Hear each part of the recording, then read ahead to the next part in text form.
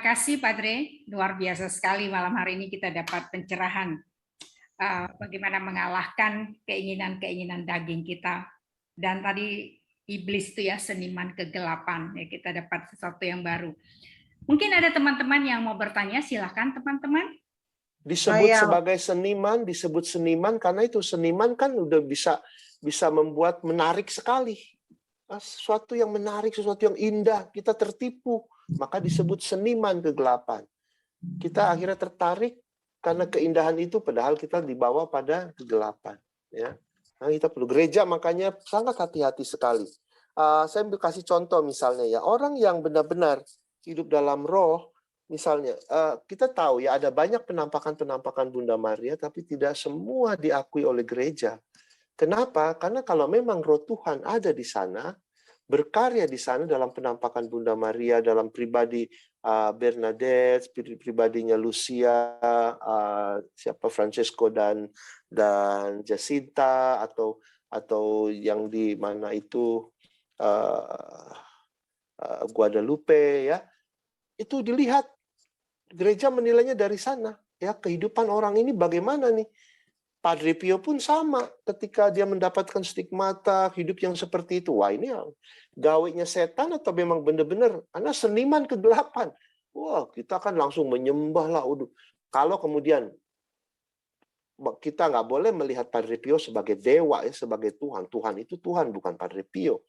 Padre Pio manusia seperti kita yang dengan kerendahan hatinya, dengan perjuangannya yang sungguh-sungguh luar biasa, penderitaannya di dunia ini, dia tidak mendapatkan popularitas, dia tidak mendapatkan kemewahan, dia tidak mendapatkan apapun juga kenyamanan-kenyamanan yang bisa orang berikan ketika orang banyak mengikuti dia.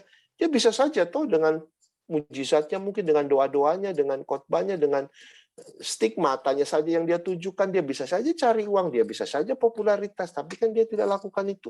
Karena memang untuk orang yang memang berserah diri dalam bimbingan roh, dia akan mengikuti jalan yang sungguh-sungguh jalan ke Yerusalem. Jalan penderitaan itu. Itu kita menilai orang yang sungguh-sungguh hidup dalam roh. Saya nggak percaya orang yang dipenuhi dengan Roh Kudus, tapi hidupnya, wow, dengan apa namanya,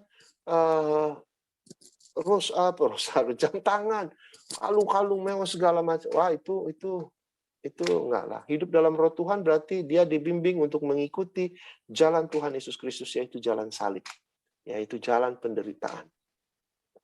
Oke, ya, saya banyak bicara, gantian. Silakan, tadi ada satu, siapa yang mau tanya ya? Silakan. Saya, Wivo. Ya, silakan. Padre, ini tadi kan Padre bilang hati-hati dengan apa? Bujukan setan yang suka kamuflase, gitu ya Padre ya? Iya, betul. Nah, itu gimana ya Padre? Pada saat kita mengalami sesuatu, kita ngeh, wah ini bujukan setan ini, atau bukan, gitu loh Padre. Kan kita kadang-kadang kita bingung kan, satu itu Padre. Terus kedua, tentang gereja ya, tadi Padre bilang kan gereja sangat berhati-hati juga, misalnya seperti Bernadette, Fatima, terus Padre Pio. Nah, itu kan kalau gereja itu memberikan satu persetujuan itu pada saat Santo Santa itu sudah meninggal ya Padre ya. Kebanyakan. Kenapa kok sampai yang bersangkutan meninggal baru di announce ini panutan gitu loh Padre. Baik, yang pertama-tama ya, bagaimana kita membedakan suara Tuhan dengan suara Roh Kudus dengan roh kuda misalnya ya. Apa bedanya ini Roh Kudus dengan Roh Kuda? Suara Tuhan atau suara iblis ini? Itu tidak gampang, makanya dalam pembelajaran iman Katolik ada yang namanya discernment. Discernment itu adalah kita mulai mau membedakan. Ada misalnya, saya mau ada buah nih, ada pisang, ada apel. Tentu saja dua-duanya bagus, abu-abunya enak misalnya ya. Tapi saya harus memilih, saya mau makan yang mana, apel atau pisang? Saya hanya pilih satu. Nah, ada banyak pertimbangan-pertimbangan yang kita harus buat kan. Kalau saya makan pisang ini, efeknya apa, dampaknya apa? Kalau saya apel ini apa gimana-gimana? Banyak hal yang kita harus pertimbangkan. Bukan saja, saya tunggu dulu, apel dan pisang ini punya siapa? Apakah hasil curian? Mungkin ini punya orang. Mungkin ada di sekitar kita ada yang lebih membutuhkan apel, sehingga saya akan memberikan apel. Nggak apa-apa, akhirnya saya makan pisang. Jadi ini contoh saja ya, ada discernment, ada pembedaan, ada yang kita harus biasakan diri untuk memang menimbang-nimbang. Ya, ada banyak aspek-aspek yang harus kita pertimbangkan. Memang tidak gampang, apalagi kalau kita tidak terbiasa. Makanya Paus Yohanes Paulus II pernah menulis, saya lupa dokumennya apa, tentang pentingnya pembinaan suara hati. Pentingnya pembinaan suara hati. Dari kecil kita sudah dikasih tahu mana yang baik, mana yang tidak, yang benar atau yang salah. Ya, itu pembinaan suara hati tuh. Ketika sudah besar pun, gereja masih tetap menyuarakan. Gereja sebagai magister, dia harus kasih tahu, salah, ini salah, karena ini, karena itu. Nah, kalau kita mengikuti, kalau kita percaya itu dan kita ikuti, dan kita memang kalau kita Katolik kan iman berusaha untuk dengan rasio, dengan akal sehat ya, akal budi harus sejalan. Kalau bisa diusahakan sejalan, kalau nggak sejalan ya kita artinya itu wow, itu misteri. Nah, itu misteri, kita juga percaya itu misteri ya. Tapi sedapat mungkin kan harus bisa masuk akal. Jadi itu, jadi perlu kita dibina dari kecil. Makanya kalau misalnya dari kecil kita udah tahu, kita sudah terbiasa melakukan hal yang baik dan yang benar, ya, maka otomatis kita mengenal suara itu. Ketika kita udah dewasa pun dalam satu dilema kita tahu, kita udah bisa menimbang-nimbang, yang benar harusnya ini, begini, begitu. Ini salah, begini, begitu. Tapi kalau dari kecil kita udah tahu, ini benar, ini salah, tapi saya tetap lakukan. Biasanya kan nggak mendengar. Lama-kelamaan, sedikit demi sedikit, akhirnya tertimbun. Akhirnya kita kapal, dia tidak merasakan lagi. Tadinya kita merasakan nih garukan suara hati, garuk. Lama-lama kalau udah kapal kan mau dia garuk, mau dia cubit pun kita udah nggak terasa. Mau dia teriak pun dia nggak kedengeran lagi. Karena kita sudah baal. Apalagi kita sudah tidak bisa lagi, kalau sudah baal, nggak berasa lagi, kita nggak mengenal. Sebagai contoh, kita akan mengenal suara orang tua kita kalau kita sering mendengarnya. Kalau kita nggak dengar, bagaimana kita bisa mengenal? Oh, itu suara papa saya. Oh, itu suara mama saya. Saya ketika misalnya Tulus nyanyi, Tulus ya penyanyi itu. Saya ada lagu baru, lu ada suara ini nyanyi. Oh, saya tahu. Oh, ini yang nyanyi Tulus nih. Oh, yang ini nyanyi Bu Agnes Monica. Kenapa? Karena saya biasa mendengarkan dia. Akhirnya saya bisa mengenal. Itu ya. Jadi nggak gampang memang mengetahui ini suara Tuhan atau suara iblis. Apalagi iblis itu benar-benar mau menjatuhkan dan dia itu sebetulnya menyamar, seakan-akan baik, seakan-akan benar. Ya, misalnya, saya kasih contoh yang lain lagi nih. Saya pernah memberikan perminyakan kepada seorang ibu ya. Dia udah sakit setengah mati, udah bawa ke Singapura dan dokter juga udah bilang udahlah, nggak ada gunanya untuk diberikan pengobatan terus, akan terus seperti ini. Dan dia selalu mengalami kesakitan, dia sendiri juga sakit, teriak-teriak sakit, dan anaknya sampai akhirnya, pastor boleh nggak ya, udah kita stop saja obat-obatnya. Kita stop saja obat-obatnya, biarlah secara natural kalau memang dia meninggal, ya meninggal. Ya, jadi kan nggak bunuh diri, nggak dibunuh juga. Tapi kan kalau misalnya kamu tahu dengan obat itu dia bisa tetap hidup meskipun dengan kesakitan-kesakitan karena mengkonsumsi obat itu, dia tetap hidup, dia bisa hidup meskipun dengan kesulitan, dan kita nggak tahu sampai kapan, dan dokter sudah bilang juga ini nggak bisa begini terus, akan seperti ini terus. Kita kan kasihan, akal sehat mengatakan kasihan lah, buat apa juga hidup dijalani seperti ini, ya. Dia kesakitan begitu, udah setengah sadar juga dengan orang-orang sekitarnya, hampir seperti nggak kenal siapa-siapa, selalu teriak-teriak begitu, mau sampai kapan? Kasihan sekali, dokter juga nggak jelas. Maka dia kata, apalagi udah umur juga, dia katakan, pastor apakah nggak lebih baik kita stop saja obatnya, pastor? Terus saya bilang, memang akal sehat kita banyak pertimbangan-pertimbangan mengatakan udah kita stop saja. Buat apa? Menghabiskan uang juga. Kamar harus bayar, obat begitu mahal, segala macam. Harusnya bisa dibuat untuk hal yang baik. Tapi saya bilang, tapi ya gereja itu kan tidak menyarankan, bukan saja karena kita memang harus respect kehidupan, tapi juga ada dampaknya kepada kalian yang melakukan itu. Apakah nanti akan penyesalan atau tidak ke depannya? Karena mama sebenarnya kalau saja obat itu diteruskan, dia masih bisa bertahan gitu loh. Berapa lama? Karena ada seperti itu loh kejadiannya, orang benar-benar dia udah di stop akhirnya meninggal. Akhirnya selama kematian dia menyesal lah itu, dia terbawa melulu, mau ngaku dosa pun tetap terbawa aja, merasa bersalah. Nah, dalam kasus yang tadi saya katakan, saya bilang, mendingan nggak usah deh, biarin aja deh, kita kan nggak tahu ya, kita percaya udah dikasih perminyakan, siapa tahu Tuhan, ya memang mujizat, kita percaya mujizat itu ada.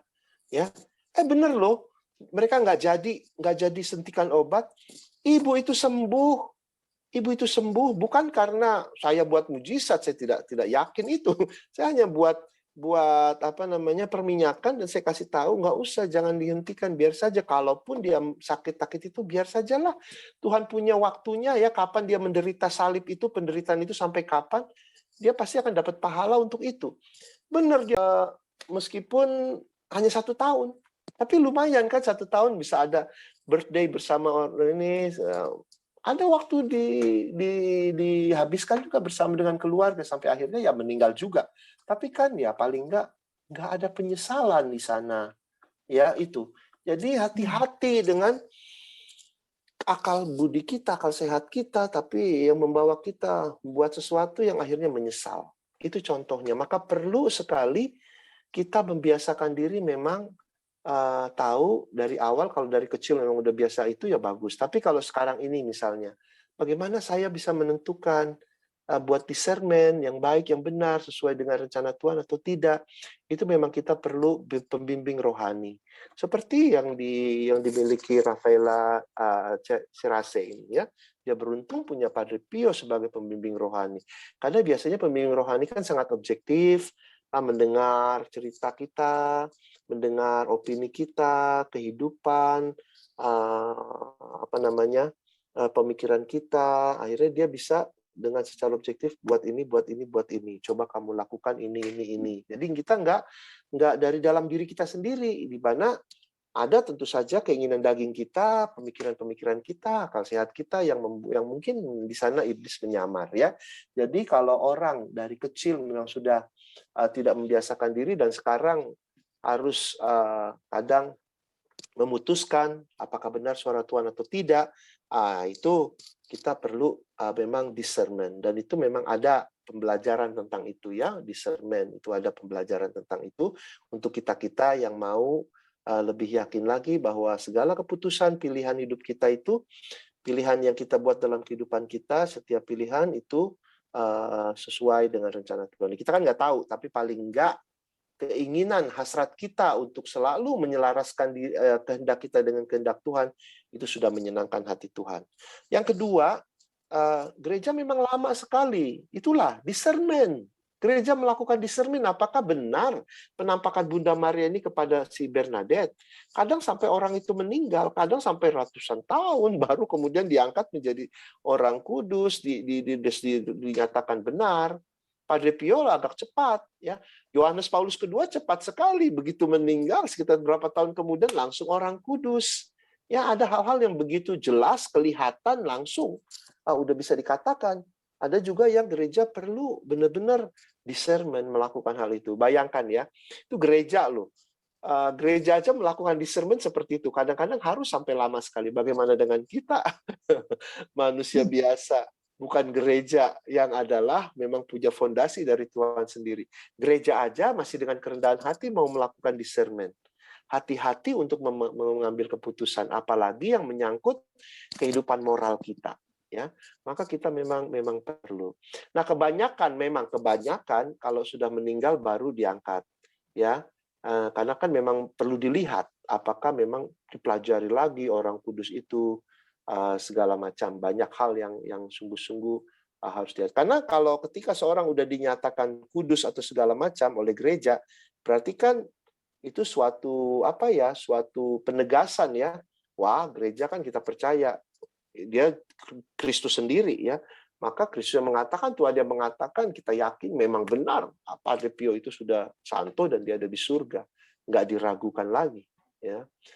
Untuk jangan sampai udah diputuskan begitu ternyata misalnya nih ada santo A, wah setelah 5 tahun diangkat jadi orang kudus.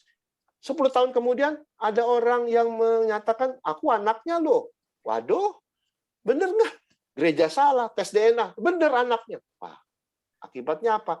Terburu-buru untuk mengangkat, misalnya ya ini mungkin gambaran kasar saja, terjadi seperti itu. Maka gereja sangat-sangat hati-hati dengan hal tersebut. Ya, kita juga sekiranya kita perlu hati-hati, jangan langsung terbawa emosi, terbawa pikiran. Kalau lagi emosi, lagi galau, jangan pernah memutuskan, jangan pernah buat keputusan karena pasti itu adalah berasal dari si setan. Ya, misalnya kalau misalnya saya lagi galau, saya berkelahi dengan orang, dengan sama saudara, lalu saya kecewa dengan komunitas, kecewa dengan umat. Buat apa saya lagi jalani panggilan ini? Saya mau keluar saja. Jangan buat keputusan seperti itu. Karena apa? Karena saya sedang galau. Karena saya sedang mengalami kesusahan. Saya sedang mengalami penderitaan. Maka saya ambil keputusan. Jangan buat keputusan ketika kita sedang dalam posisi yang seperti itu. Karena bisa dipastikan itu bukan dari Tuhan. Ya. Gitu ya, kalau saya sudah menjawabnya, udah oke. Makasih, Padre. Ya, ini ada sama-sama. titipan pertanyaan nih. Ini kan semua para devosan Padre Pio. Kita yakin bahwa Padre Pio seorang santo yang sudah diakui oleh gereja. Nah, seringkali yang kita lakukan itu kan terjadinya kultus, bahwa semua jawaban-jawaban doa itu adalah oleh Yesus, bukan oleh Padre Pio.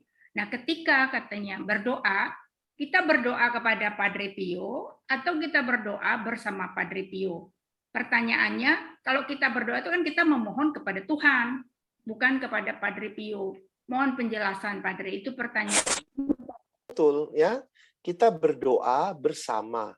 Karena ada itu percaya persekutuan para kudus.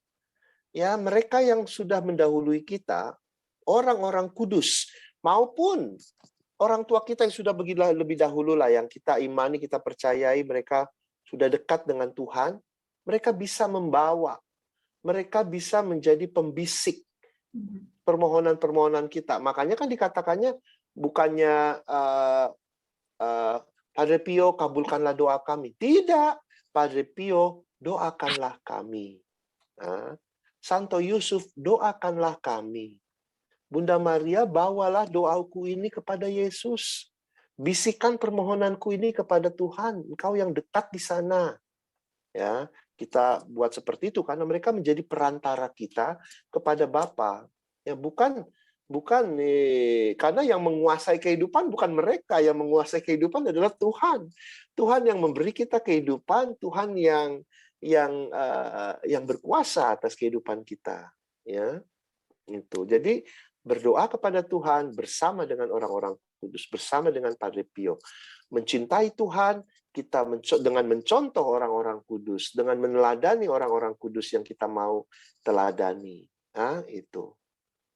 Jadi memang bisa, misalnya saya percaya kalau saya berdoa, mohon lewat perantaraan Santo apa itu yang kalau orang-orang hilang, saya lupa itu yang di Keramat. Antonius. Iya, Santo Antonius. Waduh, bisa ketemu lagi karena gereja mengatakan ini orang kudus ini pelindung ini orang kudus ini pelindung ini ya. Nah, kita bisa berdoa ke sana, mohon. Meskipun kita nggak tahu di surga, bisa aja bukan Antonius yang bantu kita, bisa saja Santo Bruno kali atau apa yang bantu kita. Tapi ya di sanalah mereka kerjasama, bagaimana saya nggak tahu orang kudus itu. Bisa tahu Antonius lagi sibuk di Spanyol. Bruno, coba tolongin tuh permohonan dia mau ketemu paspornya. Kita nggak tahu, tapi yang jelas orang-orang kudus, Santo Santa itu menjadi perantara kita, ya, menjadi kayak jembatan yang menolong kita untuk bisa kayak orang dalam supaya bisa urusan kita bisa cepat diselesaikan. Mudah-mudahan.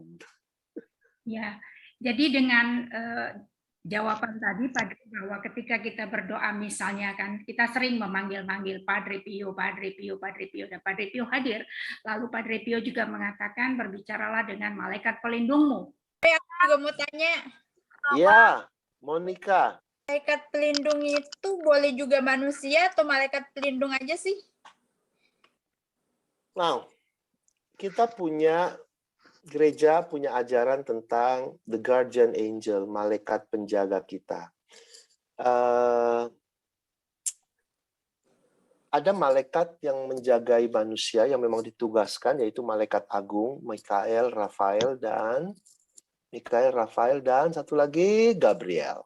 Ya, itu malaikat agung yang bertugas membantu manusia. Lalu ada juga katanya guardian angel, setiap diri kita masing-masing itu punya Tuhan menugaskan seorang malaikat untuk menjaga kita, membimbing kita. Itu benar, itu ajaran yang diajarkan. Maka kita juga bisa, malaikat pelindungku, tolong aku, ya, bantu aku untuk bisa memutuskan dengan benar, misalnya kayak gitu. Nah, dengan ajaran seperti ini, bahwa ada malaikat pelindung dari Tuhan, yang Tuhan kirimkan, bantuan dari Tuhan kirimkan untuk kita, kita juga diminta kalau bisa menjadi juga pelindung, penjaga untuk orang-orang di sekitar kita. Ya, misalnya ya, saya cerita tentang Don Bosco, karena saya kan anak-anak Don Bosco. Don Bosco itu kan ngumpulin anak-anak muda. Kebanyakan anak-anak muda yang dia kumpulkan dahulu adalah ex-narapidana, orang-orang nakal, anak-anak jalanan. Sulit sekali diatur, sulit sekali untuk bisa dibimbing. Ya, kita tahu yang nggak ex-napi aja susah sekali, apalagi yang ex-napi, preman-preman ini ya.